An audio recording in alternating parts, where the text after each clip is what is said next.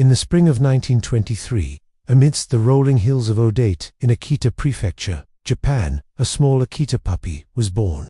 His white fur, flecked with golden-brown patches, shimmered under the cherry blossom-scented breeze. His round eyes, like twin jewels, sparkled with innocence. Named Hachiko, meaning eighth in Japanese, a nod to good fortune, the puppy had no inkling that he would become a legend, etched forever in the hearts of millions. Hachiko's early days were filled with simple joys, tumbling over pebbles, chasing his mother's tail, and basking in the warmth of the morning sun. But fate had other plans. One day, a kind-faced man in his 40s arrived at the farm. Hidesaburo Ueno, a professor at the University of Tokyo, was searching for a companion. When his eyes met Hachiko's, an unspoken bond formed. "This one," Ueno said to the farmer, his voice soft but certain. "He'll be my friend." Thus began Hachiko's journey.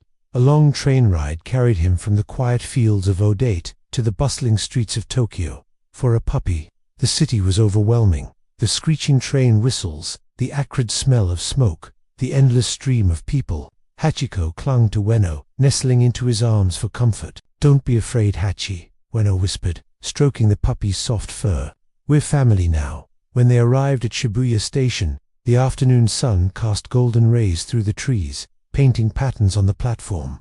Hachiko's tiny paws touched the ground, trembling yet curious. His tail wagged faintly as he took in the new world around him. Shibuya Station, with its constant hum of trains and voices, would soon become the heart of his story. The first days in Ueno's modest home were a whirlwind of discovery. The small garden, filled with chrysanthemums, became Hachiko's playground. The tree-lined streets of suburban Tokyo were his kingdom. Every morning, he followed Ueno to the door, watching as the professor donned his hat and grabbed his leather briefcase. "Be good, Hachi," Ueno would say, smiling. "I'll be back soon."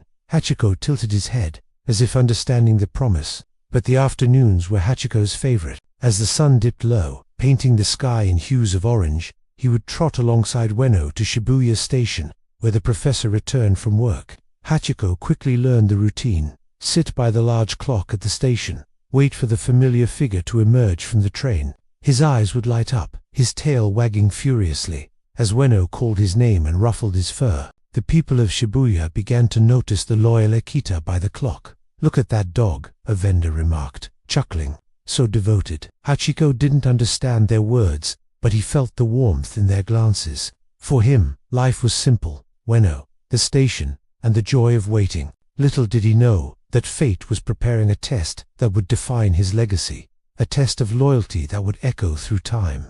As months turned into a year, Hachiko grew from a clumsy puppy into a majestic Akita, his white and golden fur gleaming under Tokyo's skies. Yet one thing remained unchanged: his daily ritual of seeing Ueno off in the morning and waiting for him at Shibuya Station in the afternoon. This habit wasn't just a routine, it was the rhythm of Hachiko's heart. Each morning, as dawn filtered through the windows, Hachiko stood by the door, tail wagging gently, eyes bright with anticipation. Ueno would pause, kneel, and stroke Hachiko's head. "Busy day today, Hachi," he'd say, his voice warm. "But I'll be back before you know it." Hachiko didn't grasp the words, but the touch of Ueno's hand and the kindness in his tone were enough to fill the dog with contentment. Shibuya Station in the 1920s was a vibrant hub, alive with the clamor of trains, the shouts of vendors, and the chatter of commuters. Amid the chaos, Hachiko found his spot by the clock, his gaze fixed on the station's exit. Passers-by began to recognize him. An old woman selling rice cakes smiled, saying, "That dog knows the train schedule better than I do." A newsboy named Kenji tried to coax Hachiko to play, but the dog's eyes remained on the crowd, searching for Ueno to Hachiko. Waiting was not a chore but a privilege. The moment Ueno stepped off the train, calling Hachi with a grin, was worth every second. Hachiko would leap up, tail wagging like a metronome, and bound toward his master. Ueno, proud of his loyal companion, often spoke of Hachiko to colleagues. "He's more than a dog," he'd say. "He's my truest friend." Not every day was easy. On rainy afternoons, when water streamed down Shibuya's streets, Hachiko sat undeterred, his fur soaked, his eyes unwavering. A vendor once tried to pull him under an awning, but Hachiko shook his head and stayed put. "Stubborn dog," the man muttered, but his tone held admiration. For Hachiko, rain or shine, the wait was sacred. The people of Shibuya grew fond of the steadfast Akita. They began to see him as a symbol of devotion, a quiet presence amid the city's rush. Hachiko didn't know it, but his simple act of waiting was weaving him into the fabric of their lives. His loyalty was a promise, unspoken but unbreakable, that Ueno would always return. Yet, unbeknownst to Hachiko, a storm was looming, a tragedy that would test the depths of his loyalty. For now, though, he lived in a world of simple joys: Ueno's voice, the familiar path to the station, and the certainty that each day would end with a warm hand on his head and a walk home together. May 21st, 1925, dawned like any other day. The early summer sun bathed Shibuya in golden light as Hachiko followed Ueno to the station. Ueno, dressed in his usual suit and hat, gave Hachiko a quick pat. "Busy day, Hachi," he said, smiling. "I'll see you this afternoon." Hachiko wagged his tail, tilting his head as if to say, "I'll be here." But that day, fate dealt a cruel blow. At the University of Tokyo mid-lecture, Ueno collapsed. A sudden heart attack stole his life, leaving his students in shock. The news spread quickly, but at Shibuya Station, Hachiko sat by the clock, oblivious to the shattering truth. As always, Hachiko arrived early that afternoon, his eyes bright with expectation. The trains came and went, disgorging crowds, but Ueno was not among them. Hachiko tilted his head, ears twitching, searching for the familiar figure. The sun sank, the sky darkened, yet Hachiko remained, his gaze fixed on the station's exit. No call of Hachi came. No warm hand ruffled his fur. Whispers began among the station's regulars. "Where's his master?" a vendor wondered. "The dog's still here." They didn't know that Ueno had been taken away, his body sent to his hometown for burial. Hachiko, with a dog's pure heart, couldn't comprehend death. He only knew that Ueno hadn't come, so he would wait. That night, as Shibuya grew quiet, Hachiko stayed by the clock, shivering in the cool air. A station guard, moved by pity, draped an old blanket over him. "Go home, dog," he said softly, but Hachiko only looked at him with sad eyes before turning back to the station. In the days that followed, Hachiko returned to Shibuya without fail. Ueno's family, overwhelmed by grief, couldn't keep him, and he was sent to a friend's home nearby. But Hachiko's heart belonged to the station. Each day, he made his way back, through rain or heat, to sit by the clock, waiting for a man who would never return. The people of Shibuya began to piece together the story. "His master passed away," a vendor whispered. "But the dog doesn't know." They brought food and water, trying to comfort Hachiko, but his eyes remained on the trains. His hope, though futile, was unshakable. Hachiko's wait became a silent vigil, a testament to a love stronger than loss. He didn't understand that Ueno was gone forever, but his heart held fast to one truth: if he waited long enough, his master would come back. And so, Hachiko waited, day after day, unaware that his loyalty was about to become a legend. After Ueno's death, Hachiko's world changed, but his purpose did not.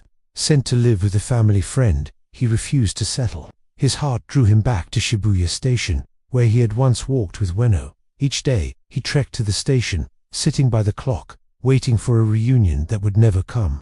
To Hachiko, Shibuya was home, and waiting was his calling. The people of Shibuya embraced Hachiko as one of their own. An elderly flower vendor, Mrs. Sato, began setting aside rice for him. "Eat, loyal one," she'd say, her voice tender. Kenji, the newsboy, now a teenager, brought scraps of food, hoping to see Hachiko's tail wag. Though Hachiko ate gratefully, his focus never wavered from the station's exit. Hachiko became a fixture at Shibuya, as constant as the trains themselves.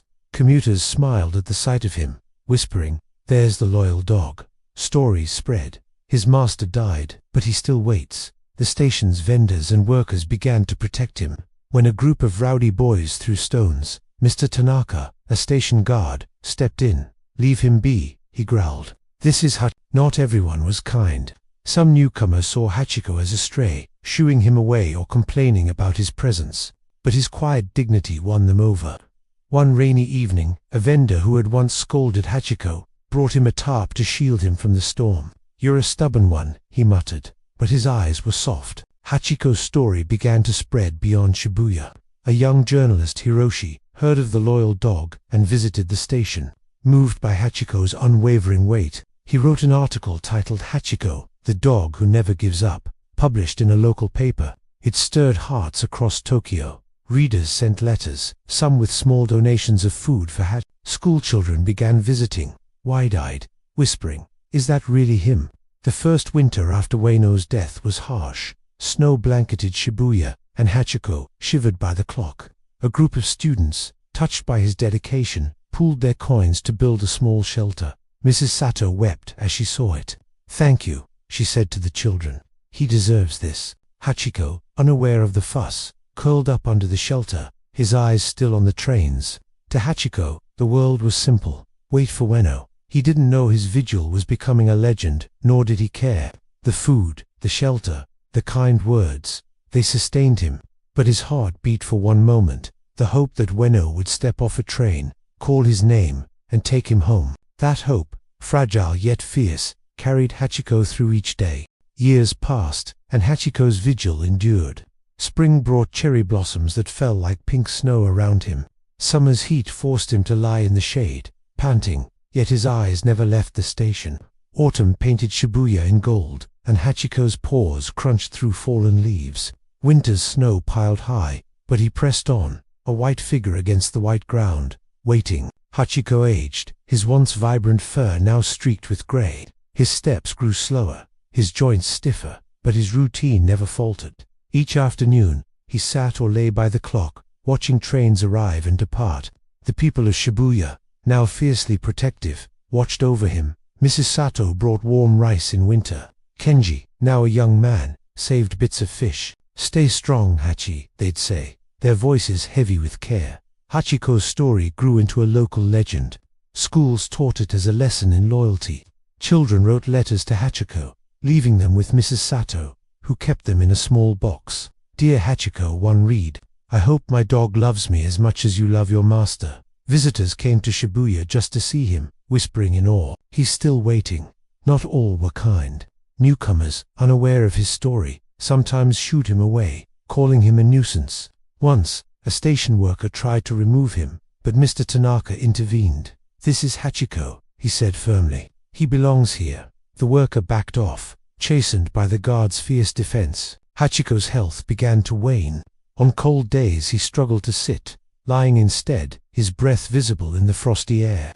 Yet, when a train arrived, he'd lift his head, eyes searching. The sight broke hearts. A young woman, watching him one evening, wrote in her diary, "I've never seen anything so sad, yet so beautiful." Her words captured what many felt. Hachiko's weight was a poignant blend of sorrow and hope.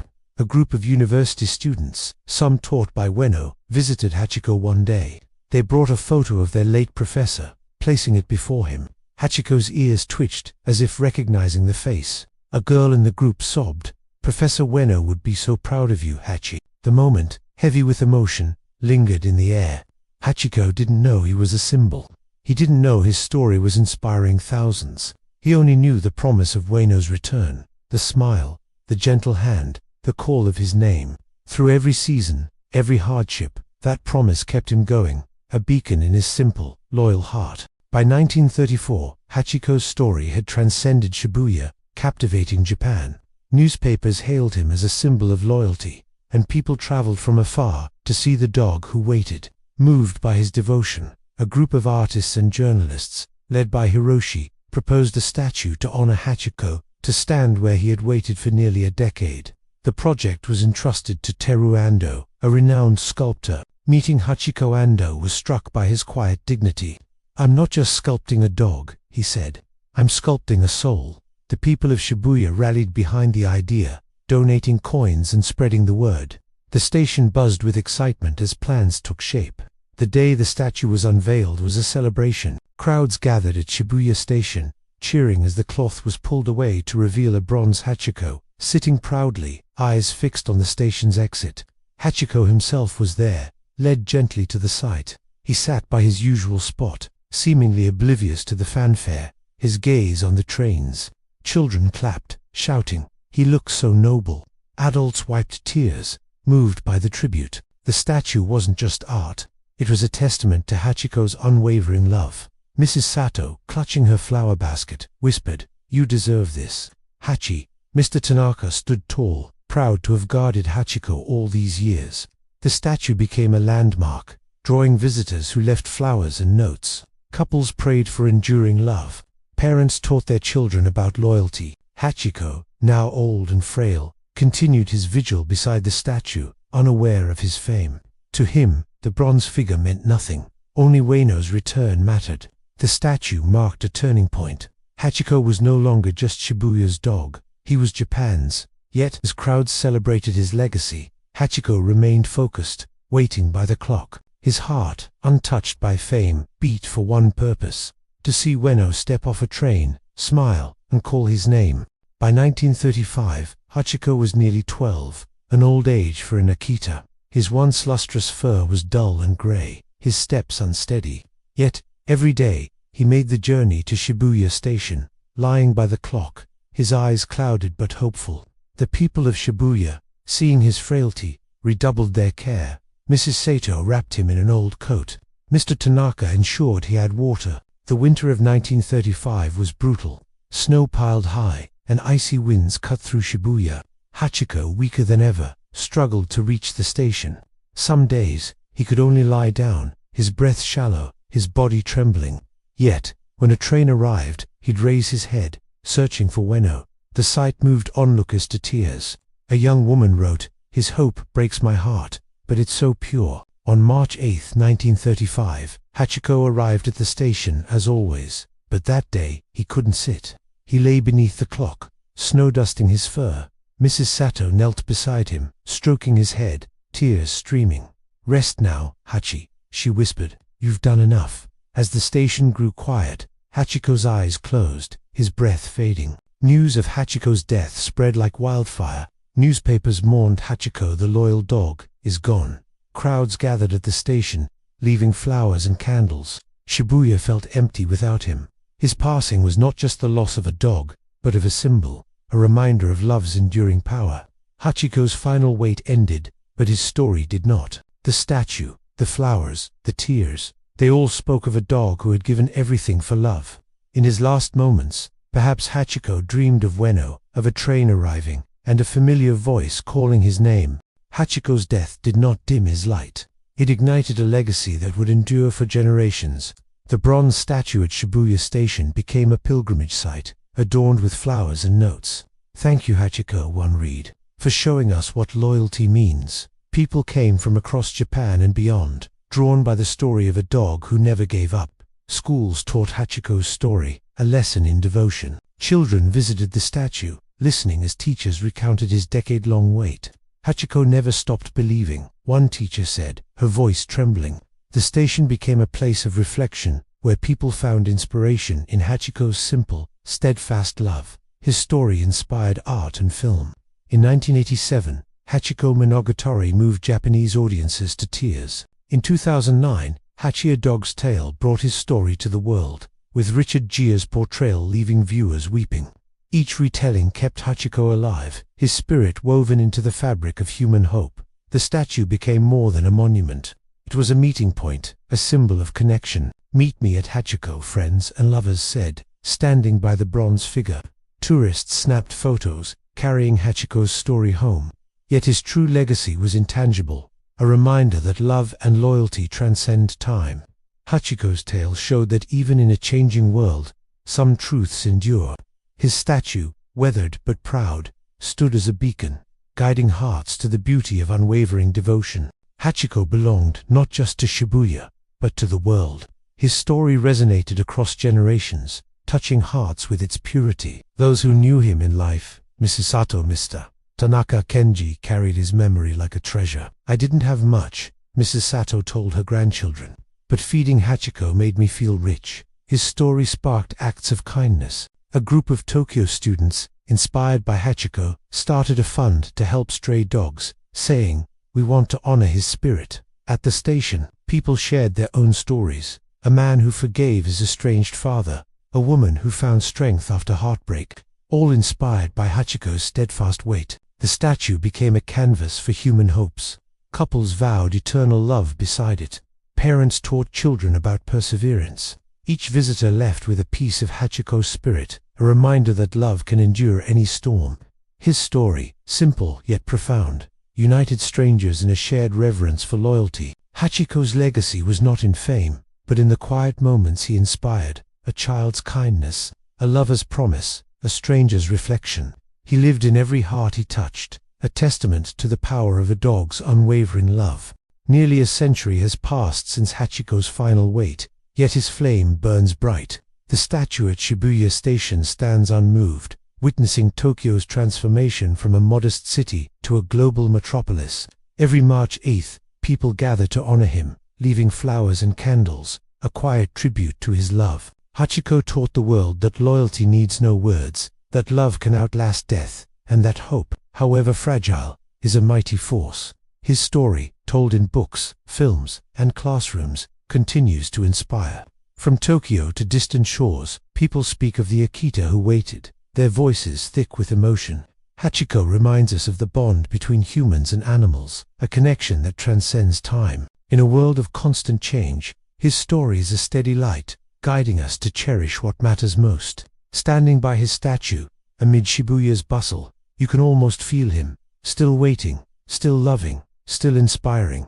Hachiko never left. He lives in every story told, every lesson learned, every heart touched. His flame, kindled by a simple dog's devotion, will burn forever, a beacon of love that time cannot extinguish.